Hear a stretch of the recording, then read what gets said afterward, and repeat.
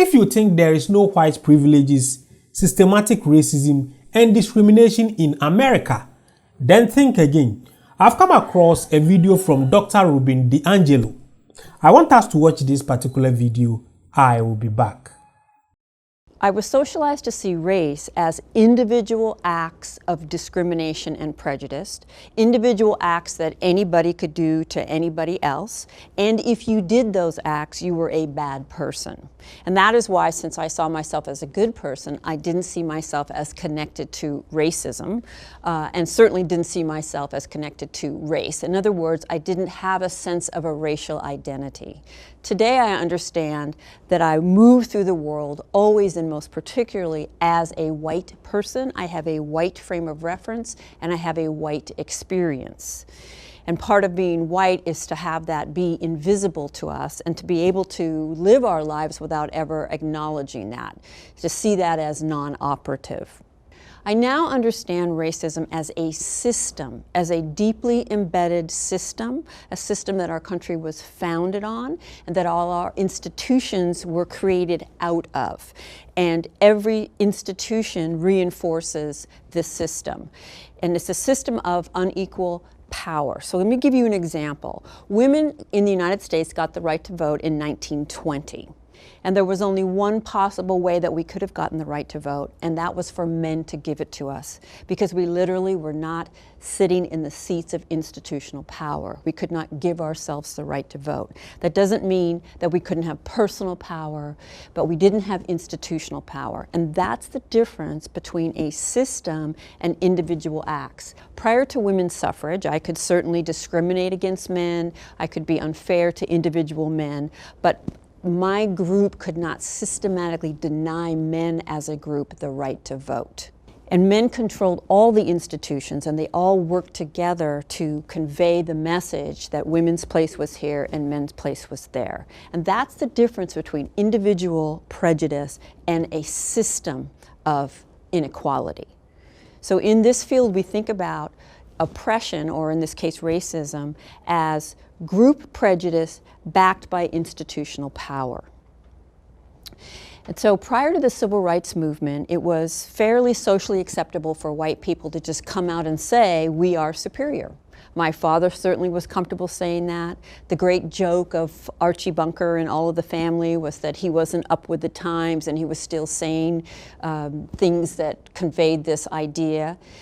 But post-civil rights, it became bad to be racist, right? It became unacceptable to be racist. And that seems like a positive thing, right? Racism's bad. But unfortunately, what it morphed into is to make it impossible for white people to look at racism, because what we hear is, I would have to be a bad person in order to perpetuate racism. It became a moral issue. In addition to years of reflection and study of my own racial identity and how it shapes my life and my experience and my perspectives, I've had the very rare opportunity to, for a living, day in and day out, lead primarily white groups of people in discussions of race and racism. And there are some very, very predictable patterns that come up in these conversations. And as I listen to these, it's almost like a script, right? That, like, it's almost as if as white folks, we just pick up this script and we say the same things again and again and again. And as a sociologist, rather than seeing something that's patterned as meaning therefore it's true, I look at something patterned as very revealing of how we get socialized to see things and to see the world. And then the next question that follows that is, and so how does that function? Right? And when we look around us, we can see that although we have changes since the civil rights movement and we have this idea of racism being bad, we still have the same unequal outcomes by race. By every measure, we have racial inequality. So how do we have such different narratives than we had prior to the civil rights movement and still have unequal outcomes? And as I listen to white folks, my group, repeat these narratives over and over, I got this image of a dock, like a pier, and it's just floating on the water, and that's all the superficial things that we say. And you probably recognize some of these, you hear them, maybe you've said them yourself. I don't see color. I was taught to treat everybody the same.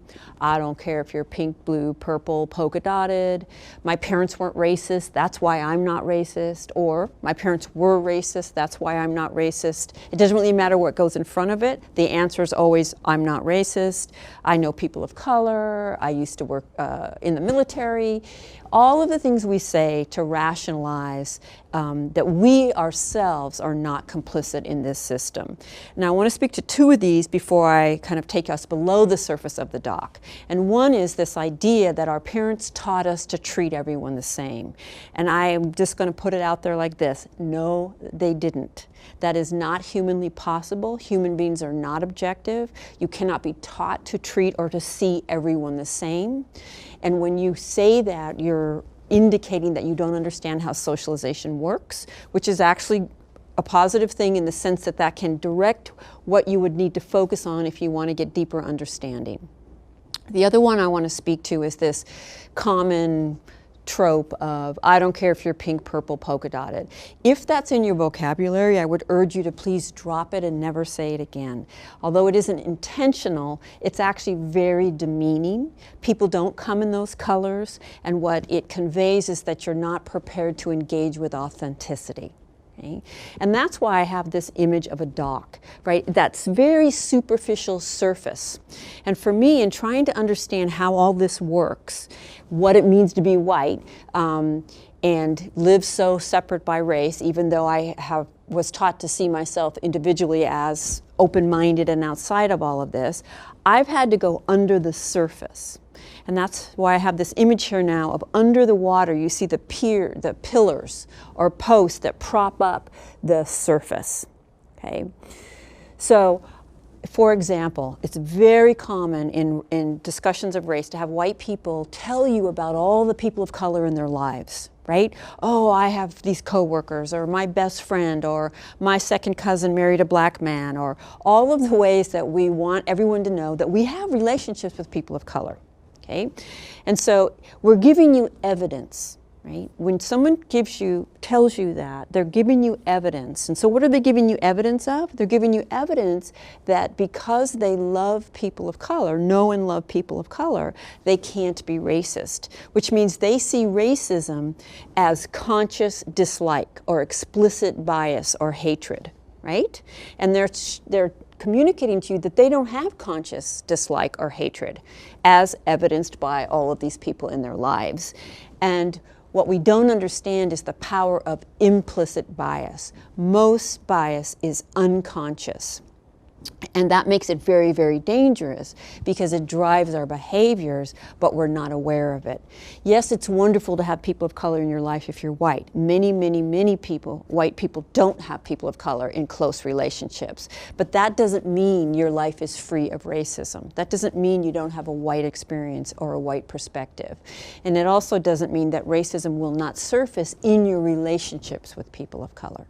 So if we go underneath and we look at the pillars that are supporting that kind of superficial ways that we're taught to think about racism, we see individualism as a very powerful prop or support, this idea that each of us is unique and outside of socialization. We see universalism, which is kind of the opposite of individualism. Individualism says, why can't we all be different?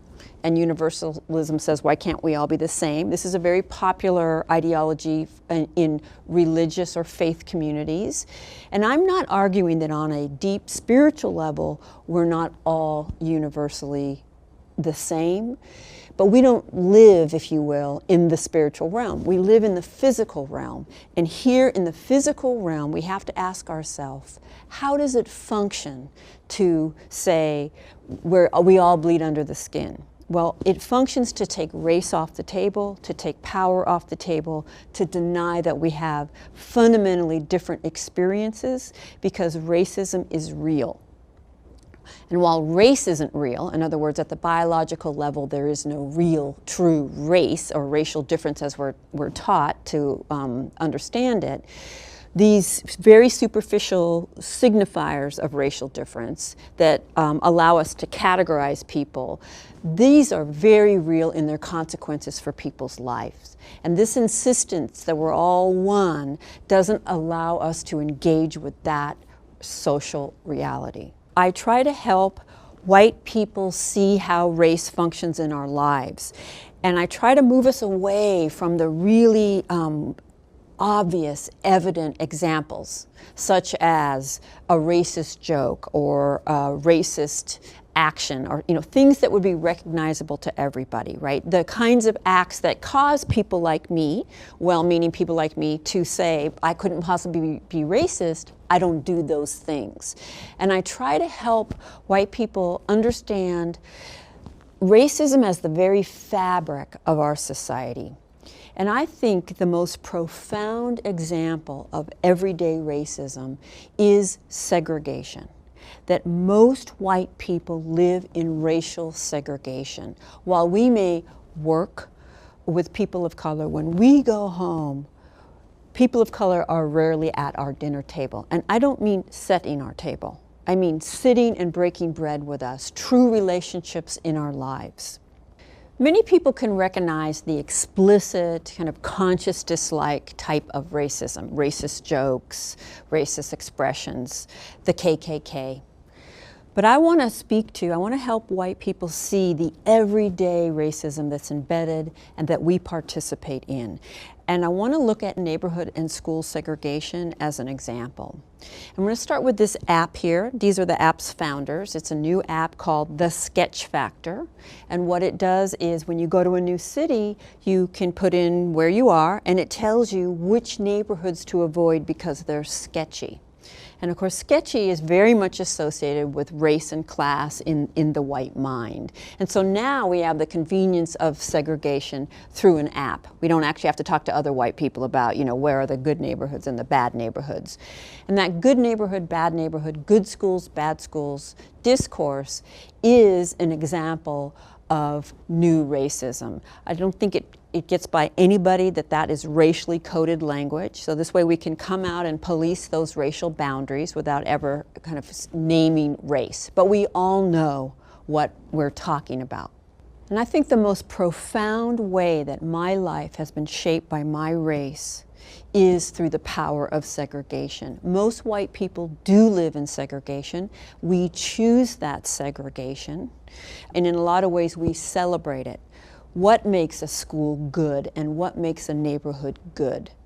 Well, the absence of people of color. That is the way that white people measure the value of their neighborhoods and schools. And while we don't come out and name that, we all know what it is. And so I have had to think very deeply on what it means to have grown up in a primarily white neighborhood, to be born into, to go to school, to study, to learn, to play, to worship, to love, to work, and to die in segregation, and not have one single person who loved, mentored, or guided me convey that there was any loss. And I'm going to repeat that because I think it's very profound, and I really want us to sit with it. That I could live my whole life in segregation. In fact, if I followed the trajectory that my loving parents laid out for me in my good neighborhood and my good school and my good college and my good career, in which I would ideally rise to the top, I could easily never have any consistent, ongoing, authentic relationships with people of color, and not one person who guided me ever conveyed that there was loss.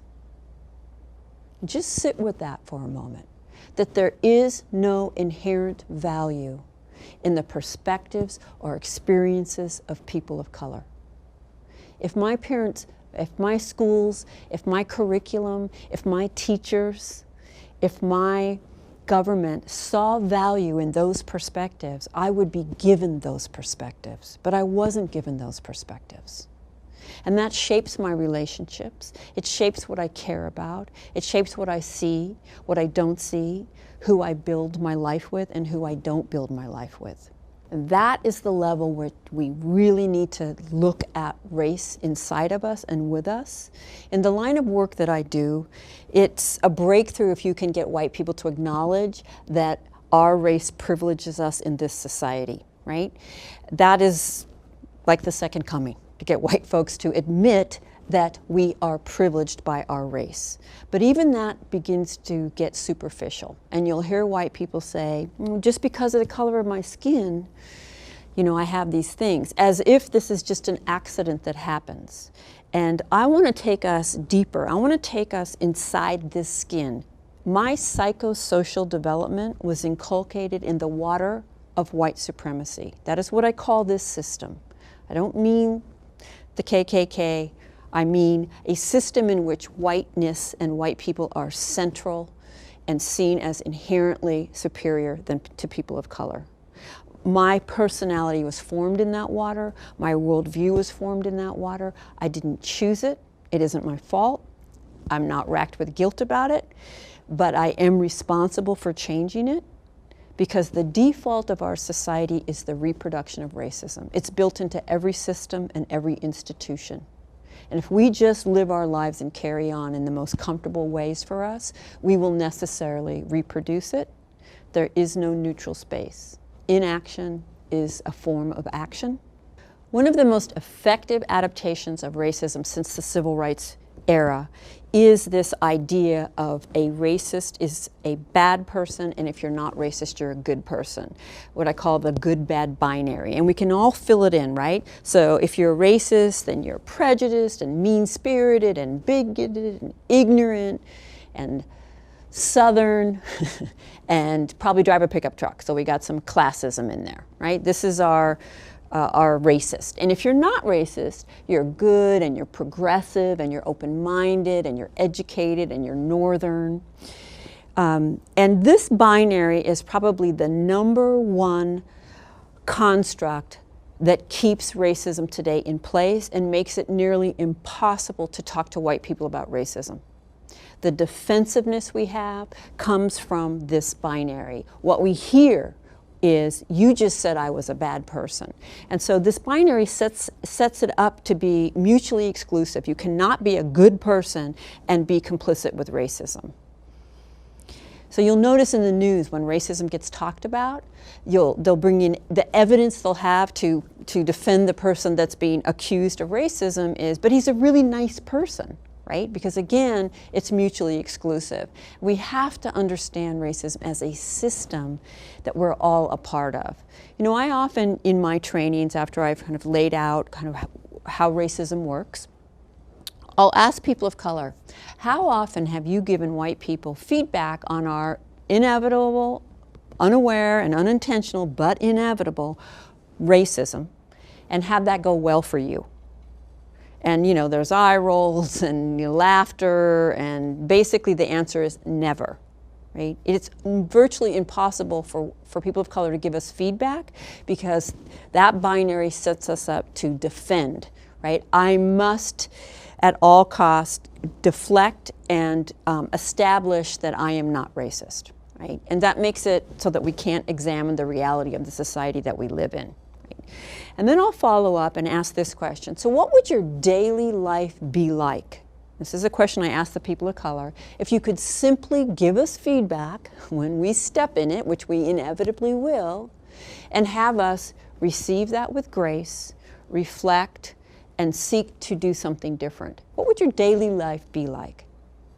And recently, a man of color in the room, there was a pause, and then he said, it would be revolutionary. And I just want you to sit with that for a minute. Revolutionary, that white people would receive the feedback, reflect, and try to change our behavior.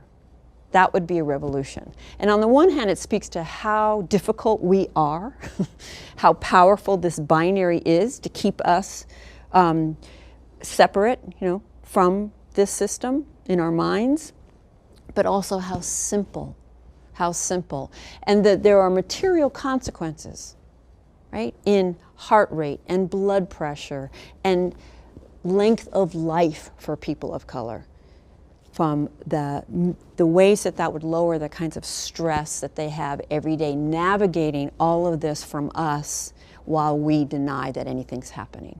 Returning to the pillars underneath the dock, now we can label them, right? So we have individualism, we have universalism, right? Individualism, why can't we all be different? Universalism, why can't we all be the same? They both function to take race off the table. We have internalized superiority that no white person can miss. It was not lost on me that fundamentally it is better to be white. I don't want that belief. I didn't ask for that belief, and I've committed my life to challenging it. But 24/7, that is what society reinforces for me. So internalized superiority is also one of the pillars. The good-bad binary is a very foundational pillar holding up new racism. And segregation, the power of segregation to keep this system in place. And for me, by identifying those pillars, it has helped guide me to then how would I challenge each of those things. Yeah, that was a very good analysis from Dr. Robin DiAngelo. Recently, a friend of mine asked me a question about how I feel about Ghana current government. And because I voted for this man, and I think even though he has failed in many aspects of his policies, he has also done a very good job, and I liked him for that, because when he came to power, he has been able to introduce free education, where majority of Ghanaians go to free school for free, and a whole lot of other policies that are benefiting the country. I sat back and thought of it. So the answer I gave to the friend who asked me what I think about the current government performance, I sat back and I told him, you have to be very careful when you are in a position of privilege. You have to be very careful when you are in a position of privilege, because you have to also think about those who has not gained the same privilege as you.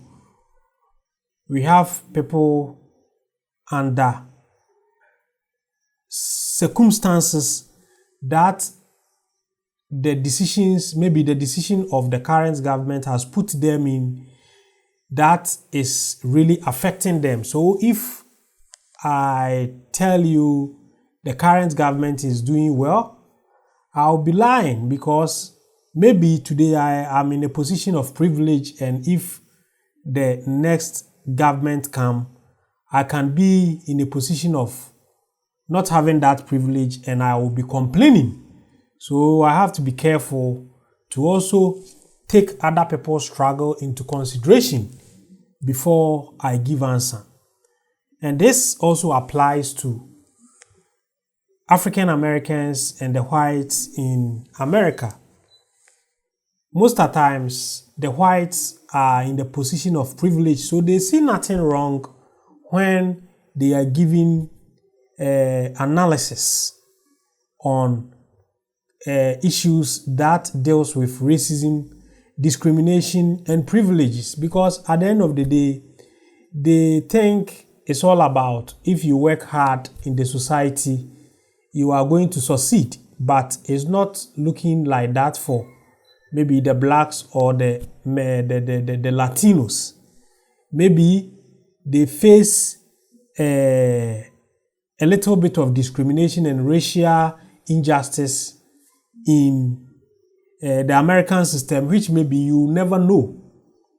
I have seen police brutally killing people on the street, but when it comes to other race, they can be doing worse things and the police won't do the same thing to them. I have seen people complaining about how they were removed from their position because of their race. Maybe today you are in the position of privilege, so you see nothing wrong. But maybe later you are going to be in their position and you are going to complain, and they are also going to say they see nothing wrong. That has been the problem of the world. Before you take decision or before you analyze situations, you have to consider a whole lot of things before you come out with a very good analysis. And Dr. Robin DiAngelo have done exactly the same way. He has analyzed the situation in America, and he thinks the whites are somehow have a lot of privileges than other race, and that is something they have to fight for to make it make some adjustment for equality. American system has fight for LGBT equality. They have had it. They have fought for women equality. They have had it. So I don't know why they can't fight for race equality for them to also have it. Now, wherever you go, the injustice they face is too much. I appreciate how I'm able to get this video to share with my viewers for them to understand how racism, discrimination, and privileges are destroying American system. Please, if you want to join my Telegram platform, go to my description box, click on the link in the description box. Join us for us to discuss about the well-being of Africa and Africans in diaspora.